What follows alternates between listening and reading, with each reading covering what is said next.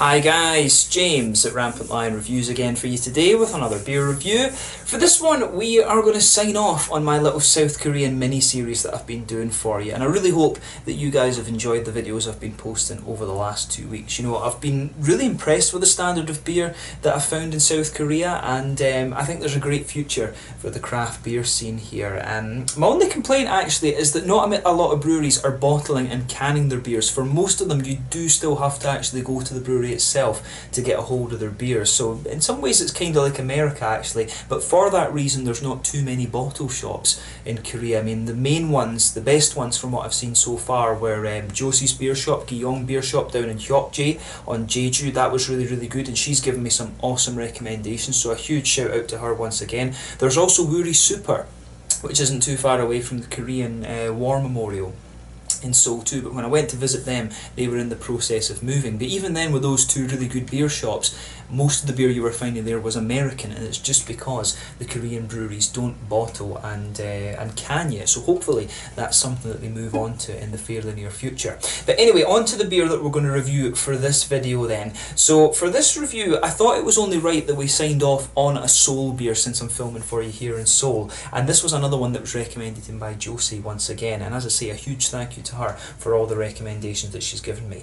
So for this review we're going to go to the Mysterlee Brewing Company, and we're having a taste of one of the beers in their Mr. Green range. This particular one is called the Tropia IPA, and it comes in at 6.9% ABV, and I can tell you this is a lovely beer, this one. If you've watched my brewery visit video that I've done for these guys already, you will have seen me taste this one, but I really wanted to do a kind of sit down review of this brewery because I was so impressed with them. So again, a huge thank you to Josie for pointing me in this brewery's direction, and I hope that you guys enjoy my take on this beer. So anyway, as is usual with my reviews then, I'll tell you a little bit about the brewery. If you want to get straight to the tasting, just fast forward. All the usual links are in the description below. That's the brewery website, the link to my other reviews that hopefully I can do in the future from Mysterlee Brewing Company. Very first time I'm reviewing one of their beers in a sit down review for you here on the channel. There's all the usual social media. If you want to see more beer reviews, do please consider subscribing to the channel. The whole channel of course has a geography based tagging system, so you can go into the homepage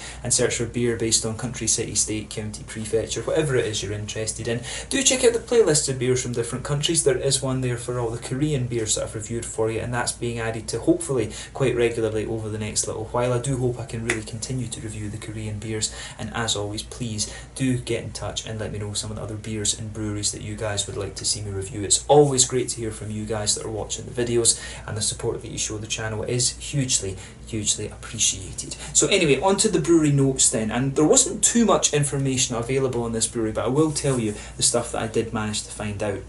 So Mysterlee Brewing can be found near Gongdok Station in Seoul. You take exit 1 out of the station incidentally because that was the mistake I made, but this is in the Mapo area of the city, kind of in the west, and you can find this brewery on the ground floor of the Jaewat Square building, right next to Starbucks in fact. But it's a very swanky looking brewery actually. It's very posh. You go in there in a short and t-shirts and you feel very underdressed. But this brewery was founded by two beer enthusiasts back in 2016, and they opened their location in the autumn of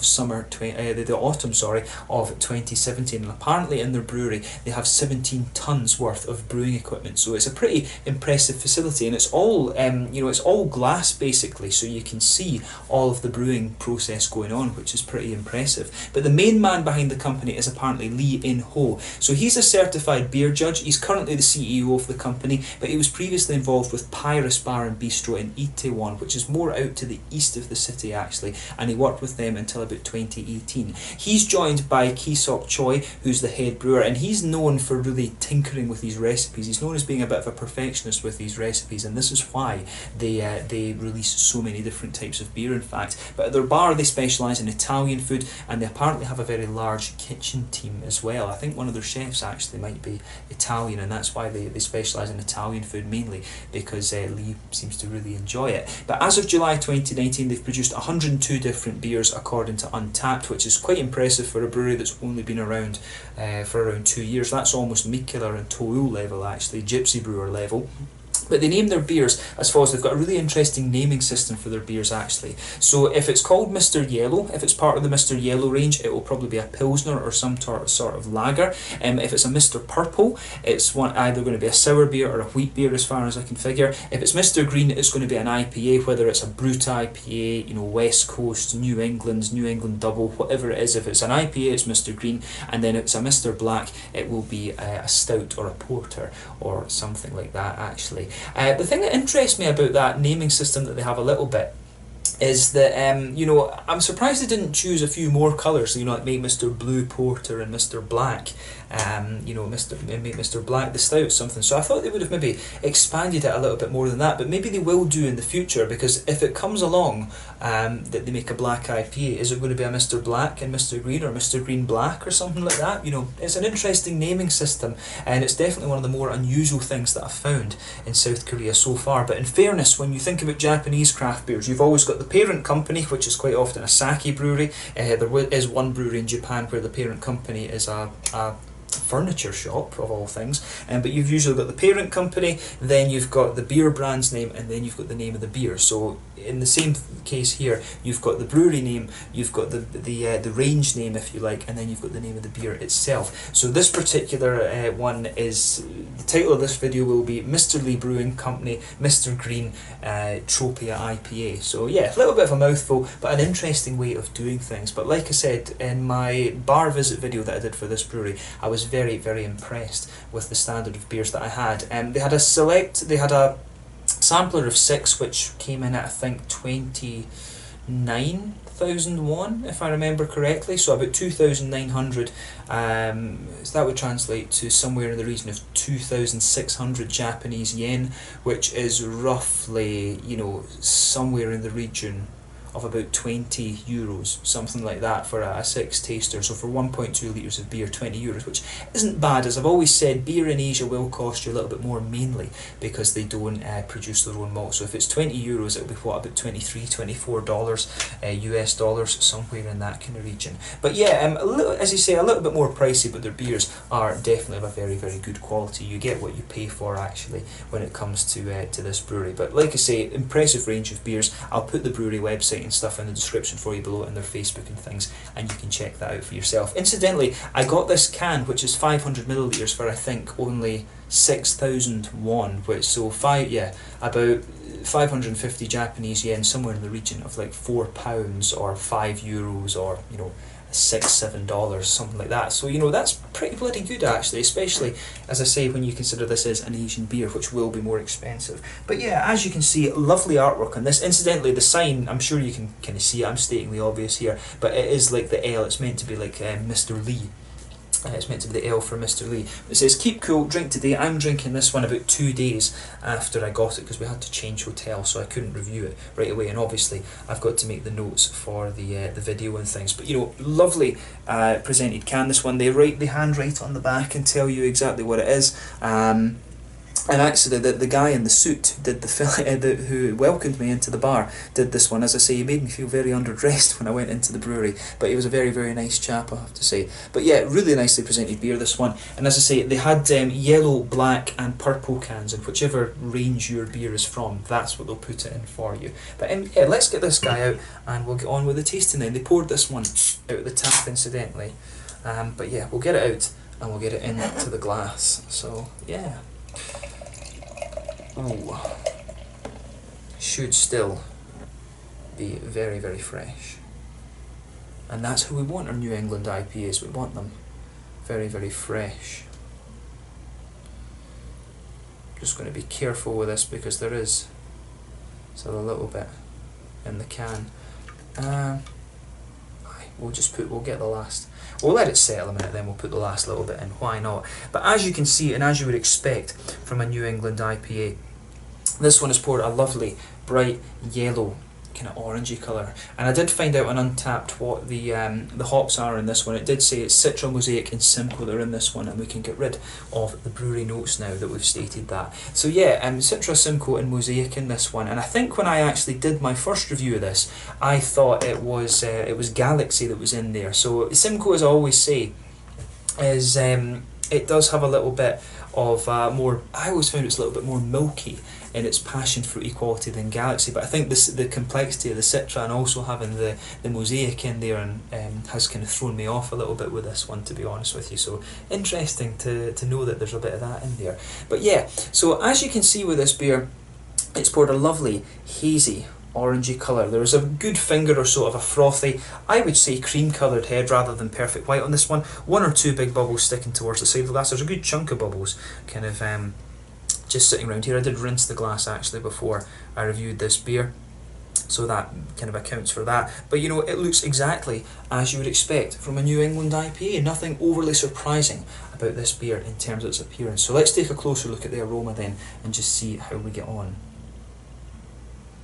So yeah, straight away with this beer, you're going to get those lovely tropical fruit notes. You know, juicy mangoes coming out of this one, that's the Citra in there. You've also got that lovely passion fruity note from the Simcoe. It's the passion fruit, I think, that jumps out at you more than anything in the initial part of the beer. But yeah, you've got that lovely strong pungency from the passion fruit in there. Juicy mangoes.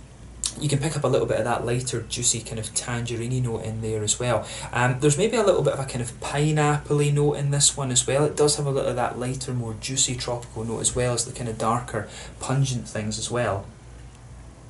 But it's a beautiful smelling beer, that. You can pick up a little bit of the lychee sort of gooseberry things, also a little bit of the blueberry complexity that you can get from Mosaic as well, actually. But it has this really, really nice lychee gooseberry type complexity coming from the Citra too. I really like the lychee and gooseberry notes, and to be honest, with Citra can have a lot of complexities to it. It really depends on what you're mixing it with. That depends what you'll get in the aroma actually.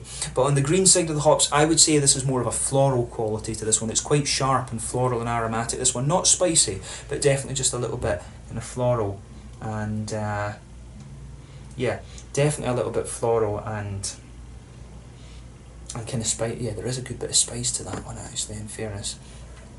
With the more that you get, but quite a pungent floral aromaticity, and that kind of ties in well with the kind of more pungent passion fruit notes that you're getting in there. So it does have a good hoppy bite to it. The malty side of this beer,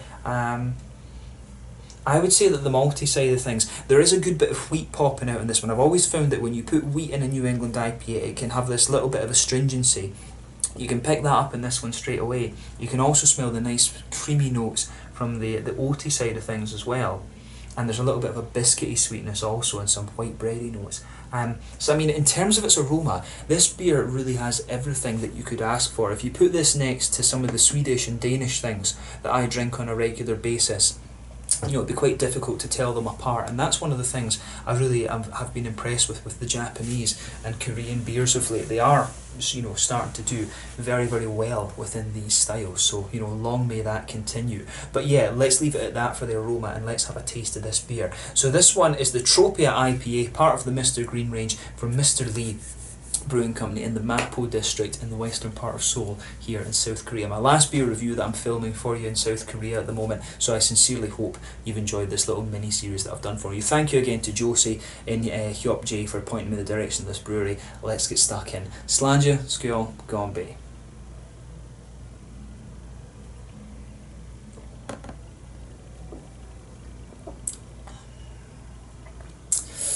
Yeah. That is a really bloody good beer, I have to say. Big thumbs up to Mysterlee Brewing Company.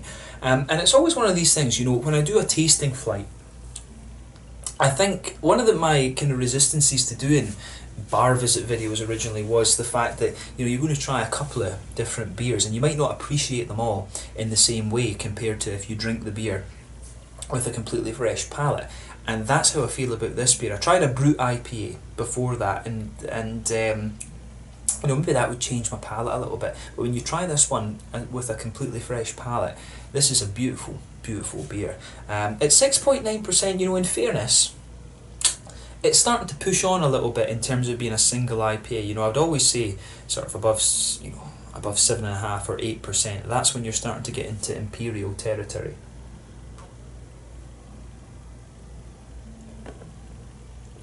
But this is really, really good. This is up there with the likes of the Toil and the Stigbergets and the Mikkelers and the other New England IPAs and things that I would drink from Sweden, and you know, the good ones from England as well. And there's too many brewers in America to mention that do very, very good New England IPAs, but this one certainly doesn't look out of place compared to some of these New England IPAs I've been reviewing from Illinois and New England recently. This is very, very good, so big thumbs up to Mysterlee Brewing Company for this one. Absolutely solid beer, this.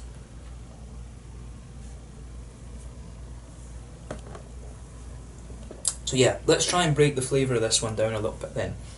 Straight away, in the middle of your palate, you're going to feel that nice, smooth, white bready, wheaty quality just blanketing its way across the middle of your tongue. When you go into the aftertaste, you can pick up a little bit of the kind of wheaty undertone that this beer has. You do get a little bit of that kind of wheaty astringency to it. More into the centre of your palate, you're going to start to get the oaty creaminess out of this beer. And I'm finding that the middle of the palate does sweeten up a little bit the further you go into the aftertaste. In the very centre of the tongue, there's a little touch of a biscuity sweetness in there as well. But overall, the malt base in this one, it's exactly what you'd expect, and that's what I would say about this beer. This isn't one that does anything unusual with the style, but it's just really very, very well crafted, and that's what you want. That's what you want to see in South Korea at the moment, and they are doing very well. There's lots of different breweries doing very, very well with this style and the various other craft beer styles that we have at the moment, which is really encouraging to see. But with this one, this one is definitely one of the sweeter and smoother New England IPAs that I've had. It balances the wheat and the oats and this kind of biscuity sweetness very, very well on its malt base. And I've always said that on the channel, I love beers that get the malt base just right. It can add so much more kind of complexity to the beer that you're drinking.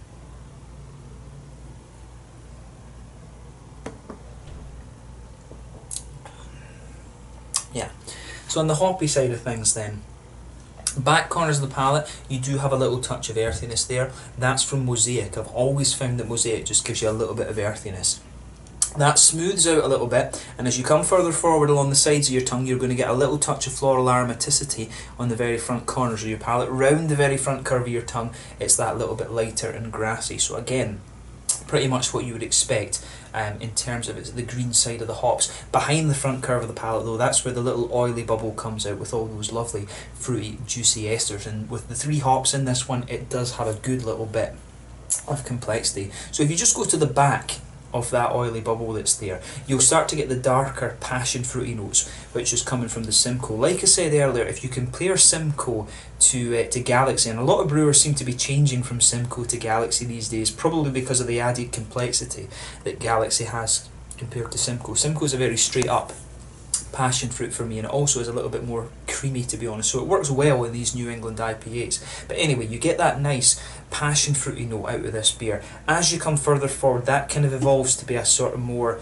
mango-y note, and further forward than that, it starts to become a little bit of a kind of papaya, apricot-y kind of thing. And if you just move almost just behind the very tip of your tongue, that's where you start to get the juicy tangerines and oranges, I think, from the Mosaic that's in here on the very tip of your tongue. And the further you leave it, the more you go into the aftertaste, that's where you're going to get that lychee gooseberry thing, and almost in the very centre on the tip of your tongue, you'll just get a little kind of touch of blueberry, which is one of the really unusual complexities that you can sometimes get from Mosaic. So it's a really interesting beer, this one. It's very complex. Like I say, they've got the malt base right, they've got the hoppy side of this beer right. It's really, really well done, I have to say. Big thumbs up to Mysterlee Brewing Company for this one. This one is as good as the IPAs that I'm drinking in Sweden. I've talked endlessly about how good the beer quality is in Scandinavia these days. This one would not look out of place over there.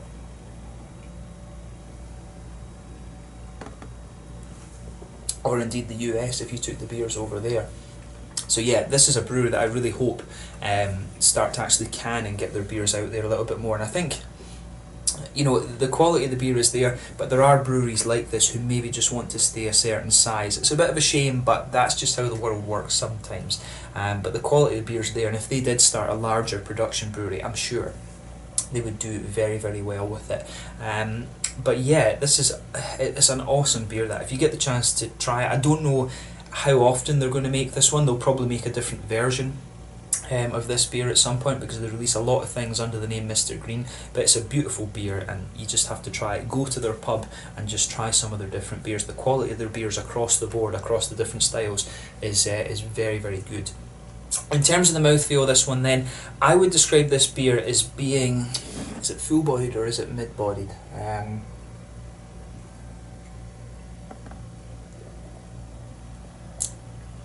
Top end of mid-bodied, bottom end of full-bodied. It's kind of somewhere in there.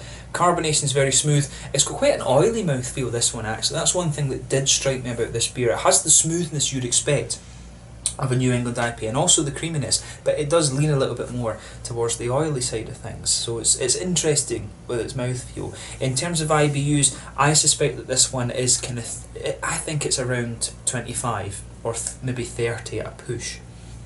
Which is, you know, that's the standard range you'd expect for this particular beer style. But that, you know, with this beer, as I say, very, very smooth.